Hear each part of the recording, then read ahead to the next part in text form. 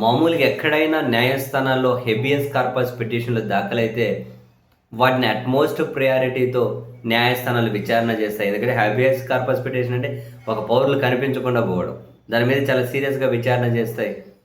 చాలా త్వరగానే దాని మీద నిర్ణయాలు కూడా తీసుకుంటాయి. సో, అట్లనే ఎప్పుడో మేలో సాయికృష్ణ కనిపించడం లేదని వాళ్ళ తల్లిగారి హెబియస్ కార్పస్ పిటిషన్ దాఖలు చేస్తే హెబియస్ కార్పస్ పిటిషన్. ఆ విచారణ సందర్భంగా 2 సార్లు పోలీసులు సాయికృష్ణ మా పరిధిలోనే లేడు, మా దగ్గర లేనే లేడని చెప్పారు. ఆ తర్వాత సాయికృష్ణను చంపేశారని దాని మీద విచారణ సాగుతూ పోతోంది. చంపేసి అసలు శవం ఏమైంది ఇప్పటికీ తెలుసుకోలేకుండా పోతూ ఉన్నారు. అసలు ఏ కీలక అంశాన్ని ఇప్పటివరకు తేల్చలేకపోతూ ఉన్నారు.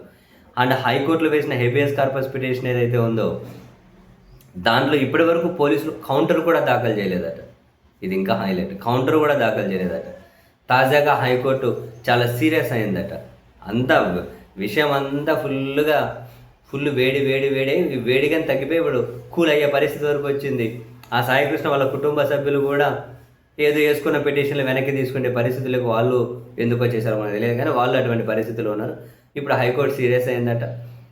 హెబియస్ కార్పస్ పిటిషన్లు మీరు ఎందుకు కౌంటర్ దాఖలు చేయలేదని, 2 వారాల టైం ఇవ్వండి దాఖలు చేస్తామని చెప్పి పోలీసుల తరపు వాళ్ళు చెబితే, లేదు వారం రోజులే టైం ఇస్తున్నాం, వారం రోజుల్లో కౌంటర్ దాఖలు చేయండి అని చెప్పి సీరియస్గా ఆదేశాలు ఇచ్చారట. మరొక పక్క సాయికృష్ణ కేసుని విచారణ చేసిన సిట్టు ఇప్పటివరకు ఆ మృతదేహం ఏమైందో కూడా తెలుసుకున్నట్లేరు. కానీ ఆ సీసీటీవీ ఫుటేజ్ డిలీట్ చేశాడు అని హోంగార్డును అరెస్ట్ చేశారట. కృష్ణలంక పోలీస్ స్టేషన్లో సీసీటీవీ ఫుటేజ్ ధ్వంసం చేశారని ఒక హోంగార్డ్ని అరెస్ట్ చేసి రిమాండ్కు పంపించారట. సో ఇప్పటి వరకు హైకోర్టు వేసిన హెబియస్ కార్పస్ పిటిషన్లో పోలీసులు కౌంటరు దాఖలు చేయలే. సాయికృష్ణను చంపేశారనైతే చెబుతున్నారు. ఎట్లా చంపారు, ఎక్కడ చంపారు, ఎవరు చంపారు, శవం ఏమైంది, ఆ విషయాలకు ఇప్పటి వరకు దిక్కులేదు. నిజంగా హైలైట్ అబ్బా. మళ్ళీ హైకోర్టు కూడా అనిందంటబ్బా, ఇది కనుక లాకప్ డెత్ అని తేలితే చాలా సీరియస్ పరిణామాలు ఉంటాయి అని చెప్పి కూడా హైకోర్టు అనిందట.